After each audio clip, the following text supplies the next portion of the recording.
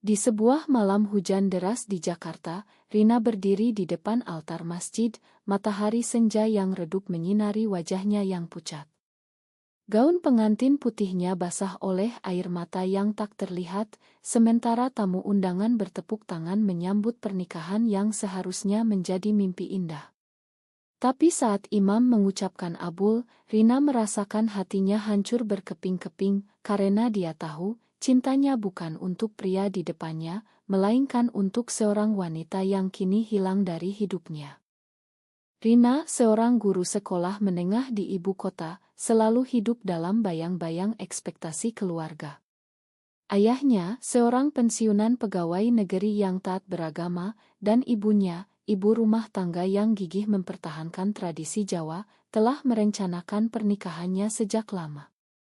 "Kamu harus menikah, Rin. Itu tugasmu sebagai anak perempuan," kata ayahnya berulang kali. Rina, yang berusia 28 tahun, tak pernah berani membantah. Dia tumbuh di keluarga konservatif di Yogyakarta, di mana norma masyarakat dan agama Islam mendominasi setiap keputusan. Tapi semuanya berubah ketika dia bertemu dengan Maya, rekan kerjanya di sekolah. Maya adalah seorang seniman grafis yang pindah dari Bali ke Jakarta untuk mencari peluang. Dengan rambut panjang bergelombang dan senyum yang hangat, Maya membawa angin segar ke kehidupan Rina yang monoton. Mereka bertemu di ruang guru saat Maya datang sebagai guru tamu untuk kelas seni. "Kamu terlihat lelah, Bu Rina. Mau kopi?" tanya Maya dengan nada ringan. Dari obrolan sederhana itu, persahabatan mereka berkembang. Rina merasa nyaman berbagi cerita tentang tekanan keluarga, sementara Maya menceritakan perjuangannya sebagai anak tunggal yang ditinggal orang tua. Tanpa disadari, Rina mulai merasakan getaran aneh setiap kali Maya menyentuh tangannya secara tak sengaja. Malam itu, setelah pernikahan, Rina duduk di kamar pengantin, suaminya, Andi, sedang mandi. Pikirannya melayang ke Maya. Beberapa bulan sebelumnya, di sebuah kai kecil di Kemang, Maya telah mengungkapkan perasaannya. "Rin, aku tahu ini salah di mata banyak orang, tapi aku mencintaimu. Bukan sebagai teman." Kata-kata itu seperti petir menyambar. Rina mundur, tapi hatinya berdegup kencang. Dia tahu dia merasakan hal yang sama, tapi bagaimana? Di Indonesia, di mana undang-undang tidak secara eksplisit melarang hubungan sesama jenis, tapi masyarakat dan agama menjadikannya tabu besar. Keluarga Rina akan hancur jika tahu. Rina mencoba menyangkal. Dia pergi ke masjid lebih sering, berdoa agar perasaan itu hilang. Tapi semakin dia menekan, semakin kuat rasa itu muncul. Maya, yang berasal dari keluarga Hindu Bali yang lebih terbuka, mencoba meyakinkan Rina. "Kita bisa hidup bahagia, Rin. Tidak perlu menikah dengan orang yang tidak kita cintai." Tapi Rina takut. Ayahnya pernah bilang, anak perempuan yang menyimpang dari ajaran agama akan membawa malu bagi keluarga. Rina memilih diam, dan akhirnya setuju dengan perjodohan Andi, anak teman ayahnya. Kini, di malam pertama, Andi mendekati Rina dengan lembut. "Kita akan bahagia, ya," katanya. Rina mengangguk, tapi matanya kosong. Pagi harinya, dia bangun dengan rasa bersalah yang menyesakkan. Maya telah menghilang dari sekolah, pindah kembali ke Bali tanpa pamit. Rina mencoba menghubunginya, tapi nomor telepon diblokir. "Apa yang aku lakukan?" gumam Rina pada dirinya sendiri. Beberapa minggu berlalu, kehidupan pernikahan Rina seperti neraka yang tersembunyi. Andi baik, tapi Rina merasa seperti hidup dalam penjara. Dia mulai mencari tahu tentang dirinya sendiri, membaca artikel online tentang identitas seksual di Indonesia. Di sana, dia menemukan cerita tentang diskriminasi, penolakan keluarga, bahkan kekerasan. Tapi juga ada harapan, komunitas yang diam-diam mendukung satu sama lain. Rina ragu, tapi dia mulai menghubungi forum online anonim. Suatu hari, di sekolah, Rina bertemu dengan seorang murid perempuan yang tampak murung. "Bu, aku punya masalah," kata gadis itu bernama Sari. Sari mengaku sedang berjuang dengan perasaan terhadap teman wanitanya. Rina terkejut, tapi dia mendengarkan. "Jangan takut, Sari. Kamu tidak sendirian." Kata-kata itu keluar dari mulutnya tanpa sadar, dan untuk pertama kalinya, Rina merasa bebas. Tapi konflik baru muncul. Ibu Rina datang berkunjung dan melihat perubahan pada putrinya. "Kamu kok aneh akhir-akhir ini, Rin? Andi bilang kamu sering melamun." Rina berbohong, bilang dia lelah bekerja. Tapi ibunya curiga. Malam itu, Ibu Rina menemukan ponsel Rina yang lupa dikunci dan melihat riwayat pencarian tentang lesbian di Indonesia. Wajah ibunya memucat. "Apa ini, Rin? Kamu gila?" Rina panik. Dia menjelaskan bahwa itu hanya penasaran, tapi ibunya tidak percaya. "Jangan sampai ayah tahu. Ini dosa besar," kata ibunya dengan suara bergetar. Rina merasa dinding semakin menutup. Dia ingin lari ke Maya, tapi Maya hilang. Akhirnya, Rina memutuskan mencari Maya di Bali. Dia bilang pada Andi bahwa dia harus ke seminar dan berangkat sendirian. Di Bali, Rina tiba di rumah Maya yang sederhana di Ubud. Maya membuka pintu, matanya penuh kejutan. "Kenapa kamu datang?" tanya Maya dingin. Rina menangis, menceritakan segalanya. "Aku salah, Mai. Aku mencintaimu." Maya memeluknya, tapi ada keraguan di matanya. "Kamu sudah menikah, Rin. Ini rumit." Mereka menghabiskan malam berbicara, mengenang masa lalu. Maya menceritakan bagaimana dia patah hati saat Rina memilih pernikahan. "Aku pikir kamu takut, tapi aku tidak bisa menunggu selamanya." Rina berjanji akan memperbaiki semuanya. Tapi pagi harinya, telepon dari ibu Rina datang. "Pulang sekarang. Ayah tahu segalanya." Rina kembali ke Jakarta dengan hati berat. Ayahnya menunggu di rumah, wajahnya merah karena marah. "Kamu membawa malu bagi keluarga. Bagaimana kalau tetangga tahu? Kamu harus cerai dari Andi dan ikut pengobatan rohani." Rina menolak. "Ini aku, Ayah. Aku tidak bisa berubah." Pertengkaran hebat terjadi, ayahnya mengusir Rina dari rumah. Rina pindah ke apartemen kecil, sendirian. Andi, yang akhirnya tahu, terluka tapi memahami. "Aku tidak mau memaksamu," katanya. Proses perceraian dimulai, tapi masyarakat mulai bergosip. Di sekolah, rekan kerja menjauh.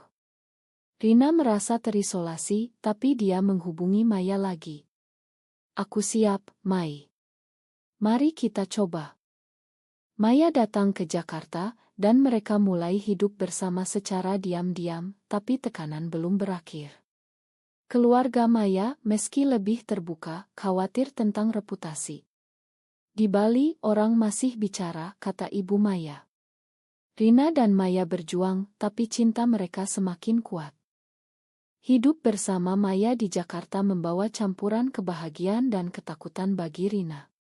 Setiap pagi, mereka bangun dengan senyum, minum kopi sambil berbicara tentang mimpi. Maya bekerja sebagai relancer, sementara Rina tetap mengajar, meski dengan tatapan curiga dari kepala sekolah. "Kamu baik-baik saja, Bu Rina?" tanya kepala sekolah suatu hari. Rina mengangguk, tapi dia tahu rumor telah menyebar. Konflik internal Rina semakin dalam. Malam-malam, dia terbangun karena mimpi buruk tentang ayahnya yang marah. "Apakah aku benar-benar dosa?" gumamnya. Di Indonesia, di mana Atwa Mui tentang sering dikutip, Rina merasa seperti melawan arus. Dia bergabung dengan komunitas online, bertemu orang-orang seperti dirinya. Salah satunya adalah Lina, seorang aktivis yang telah kehilangan pekerjaan karena orientasinya. Kamu harus kuat, Rin.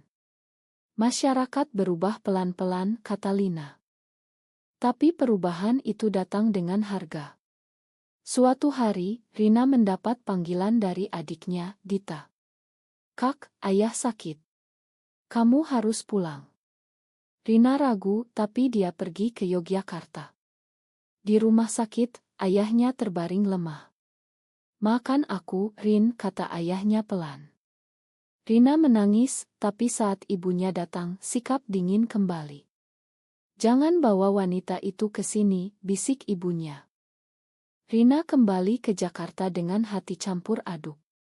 Maya menyambutnya dengan pelukan. Kita akan melewati ini bersama. Tapi malam itu, Maya mendapat pesan dari mantan kekasihnya, seorang pria dari Bali.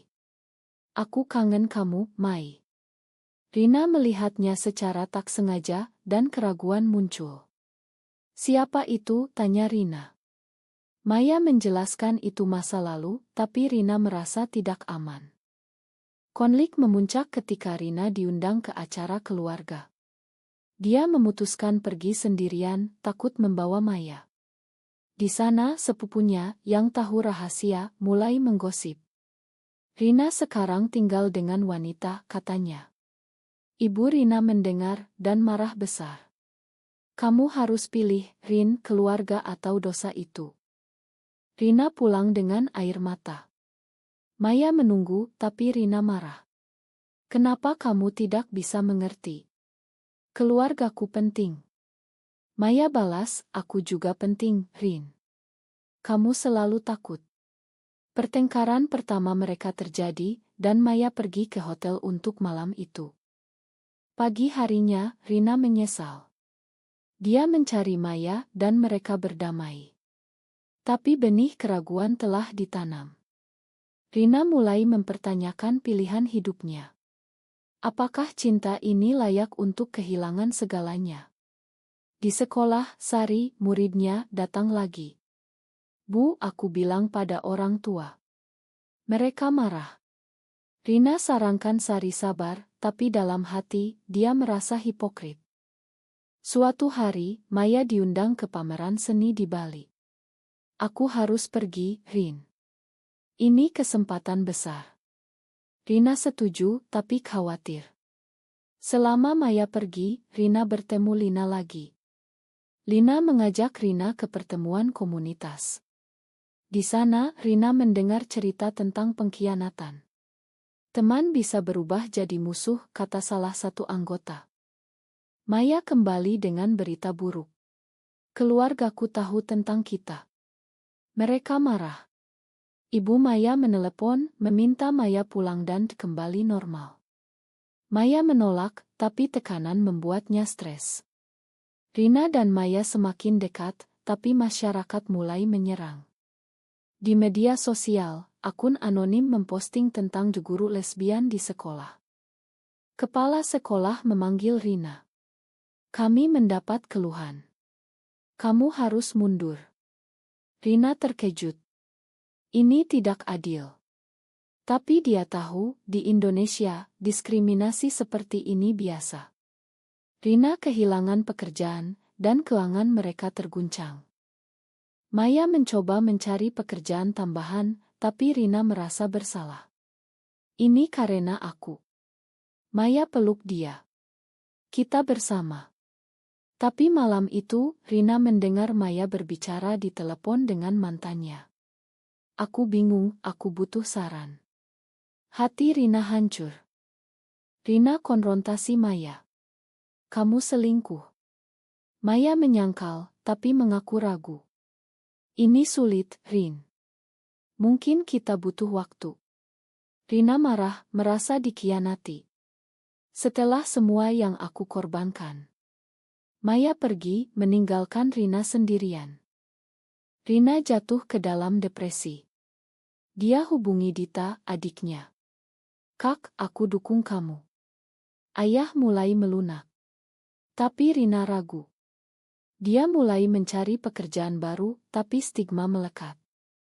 Beberapa minggu kemudian, Maya kembali. Aku salah, Rin. Aku mencintaimu. Rina ragu tapi menerima. Mereka mencoba lagi tapi sekarang dengan luka yang dalam. Kehidupan Rina dan Maya setelah rekonsiliasi penuh dengan ketegangan. Mereka pindah ke apartemen lebih kecil untuk menghemat, dan Rina mendapat pekerjaan sebagai tutor pria. Tapi bayang-bayang pengkhianatan Maya masih ada. Setiap kali Maya menerima telepon, Rina curiga. "Siapa?" tanya Rina. Maya kesal. "Kamu harus percaya aku." Konflik internal Maya juga muncul. Berasal dari Bali, di mana budaya lebih fleksibel, Maya merasa bersalah karena menyeret Rina ke dalam ini. "Mungkin aku egois," pikir Maya. Dia mulai menghadiri kelompok dukungan di Jakarta, bertemu orang-orang yang telah melalui hal serupa. Salah satunya adalah Tia, seorang wanita yang kehilangan anak karena orientasinya. "Kamu harus siap kehilangan segalanya," kata Tia. Rina sementara itu mencoba mendekati keluarganya lagi. Dia pergi ke Yogyakarta untuk ulang tahun ayahnya. Ayahnya menyambut dingin tapi berbicara. "Aku tidak setuju, Rin. Tapi kamu tetap anakku." Ibu Rina masih marah. "Jangan bawa pengaruh buruk ke Dita." Rina pulang dengan harapan kecil. Di Jakarta, masalah baru muncul. Tetangga apartemen mulai bergosip. Mereka tinggal berdua, pasti ada yang aneh. Suatu malam, ada ketukan pintu. Polisi datang, katanya ada laporan gangguan moral. Rina dan Maya panik. "Kami tidak melakukan apa-apa," kata Rina. Polisi pergi setelah memeriksa, tapi ancaman itu nyata. Di Indonesia, meski tidak ilegal, raya moral sering terjadi. Maya marah. "Ini terlalu berbahaya. Mungkin kita harus pisah." Rina menolak. "Tidak, kita lawan." Mereka memutuskan bergabung dengan organisasi advokasi LGBT, seperti Arus Pelangi. Di sana mereka belajar tentang hak-hak mereka. Tapi pengkhianatan datang dari dalam. Dita, adik Rina, yang awalnya mendukung, ternyata memberitahu ibu tentang rencana Rina. "Kak, Ma. Ibu memaksa aku." Rina terluka. "Kamu khianati aku."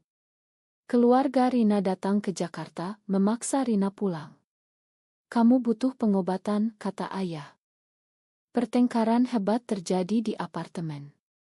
Maya membela Rina. "Ini cinta, bukan penyakit." Ayah Rina marah. "Kalian dosa." Mereka pergi, tapi meninggalkan ultimatum, pilih keluarga atau Maya. Rina hancur. Dia memilih Maya, tapi harga yang dibayar tinggi. Ayahnya memutus hubungan. Rina depresi, berhenti makan. Maya merawatnya, tapi tekanan membuat Maya ragu lagi. Apakah ini layak? Suatu hari, Maya bertemu Tia di kelompok dukungan. Tia mendengarkan cerita Maya. "Kamu harus jujur pada dirimu." Maya mengaku masih bicara dengan mantannya. Tia sarankan Maya putuskan. Malam itu, Maya konfrontasi dirinya sendiri. Dia bilang pada Rina, "Aku pernah ragu, tapi sekarang aku yakin." Rina makan, tapi luka semakin dalam. Konflik memuncak ketika Rina mendapat tawaran pekerjaan di Surabaya. "Ini kesempatan, Mai. Kita bisa mulai baru." Maya setuju, tapi keluarga Maya menelepon. "Pulang ke Bali, atau kami putus hubungan." Maya ragu. Mereka pindah ke Surabaya berharap lebih baik. Tapi di sana, masyarakat lebih konservatif. Rina dan Maya hidup hati-hati. Rina bertemu rekan kerja yang homofobik. "Wanita seperti kalian membahayakan anak-anak," kata salah satu. Maya mulai bekerja di galeri seni. Di sana, dia bertemu seorang seniman wanita, Nita. Nita flirt dengan Maya. Maya tolak, tapi Rina tahu dan cemburu. "Kamu selingkuh lagi." Pertengkaran besar terjadi. Maya pergi ke Bali untuk berpikir. Di sana keluarganya memaksa bertemu mantan. Dia pria baik, Mai. Maya menolak, tapi foto mereka beredar di media sosial. Rina melihat, dan marah besar. Rina hubungi Maya. Kita selesai. Maya kembali menjelaskan. Itu jebakan keluarga. Tapi kepercayaan rusak. Rina sendirian di Surabaya merenung. Apakah cinta ini terlalu mahal? Dia mulai mempertanyakan identitasnya lagi. Setelah pertengkaran terakhir, Rina dan Maya pisah sementara. Rina tetap di Surabaya, mengajar dengan hati kosong. Maya kembali ke Jakarta, bekerja relance. Mereka masih berkomunikasi, tapi dingin. Rina bergabung dengan komunitas lokal, bertemu orang-orang yang memberi dukungan. Kamu harus makan diri sendiri, kata seorang teman. Konflik internal Rina mencapai puncak. Dia bermimpi tentang pernikahan lamanya, tentang Maya, tentang keluarga.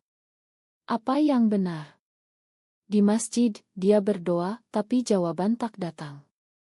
Dia baca buku tentang Islam dan LGBT, menemukan interpretasi yang lebih inklusi. Tapi masyarakat sekitar tetap menekan. Suatu hari, Dita datang ke Surabaya. Kak, ayah sakit parah. Dia ingin bertemu. Rina pergi ke Yogyakarta. Di rumah sakit, ayahnya lemah. Makan ayah, Rin. Ayah salah. Rina menangis. Aku juga ayah. Ayahnya meninggal 2 hari kemudian. Pemakaman menjadi momen emosional. Ibu Rina mendekati. Pulanglah, Rin. Tanpa wanita itu. Rina menolak. Aku mencintainya, Bu. Ibu marah, tapi Dita membela. Biarkan kakak bahagia. Rina kembali ke Surabaya dengan hati lebih ringan. Dia hubungi Maya. Aku butuh kamu. Maya datang dan mereka berdamai. Tapi sekarang mereka lebih dewasa. Kita harus komunikasi, kata Maya.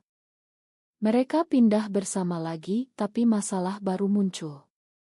Di Surabaya ada kampanye anti-LGBT dari kelompok radikal. Poster-poster muncul di jalan. Rina dan Maya takut. Mungkin kita harus pindah ke luar negeri, kata Rina. Tapi Maya dapat kesempatan besar, pameran seni internasional di Singapura. Aku harus pergi. Rina setuju, tapi khawatir. Selama Maya pergi, Rina bertemu Lina lagi, yang sekarang di Surabaya. Lina ajak Rina ke acara advokasi. Di sana, Rina berpidato tentang pengalamannya. Kita bukan dosa, kita manusia. Maya kembali dengan sukses, tapi membawa berita, dia bertemu investor yang mau bantu mereka pindah. Kita bisa ke Australia. Rina senang, tapi keluarga memanggil lagi. Ibu Rina sakit, Dita bilang. Rina pergi ke Yogyakarta. Ibu lemah. Aku takut kehilanganmu, Rin. Rina cerita tentang rencana pindah. Ibu menangis. Jangan pergi. Rina ragu. Kembali ke Surabaya, Rina bilang pada Maya. Aku tidak bisa tinggalkan keluarga. Maya marah. Setelah semua ini, pertengkaran terbesar terjadi. Maya bilang mungkin kita memang tidak ditakdirkan. Maya pergi ke Singapura sendirian. Rina hancur, tapi memilih keluarga. Dia pindah kembali ke Yogyakarta membantu ibu. Tapi hatinya kosong. Beberapa bulan kemudian, Rina mendengar Maya sukses di Singapura. Foto Maya dengan wanita lain muncul di media sosial. Rina terluka, tapi sadar itu konsekuensi. Rina mulai hidup baru, menjadi aktivis diam-diam, dia bantu Sari dan orang lain. Tapi malam-malam, dia merindukan Maya. Suatu hari, Maya hubungi. Aku kangen kamu. Rina ragu. Kita sudah terlambat. Tahun berlalu, Rina hidup di Yogyakarta, merawat ibu yang semakin tua. Dia bekerja sebagai konselor untuk remaja bermasalah, membantu mereka yang seperti dirinya dulu. Dita menikah, dan keluarga mulai menerima Rina apa adanya, meski pelan. "Kamu bahagia, Kak?" tanya Dita. Rina tersenyum, tapi ada kekosongan. Maya di Singapura menjadi seniman terkenal.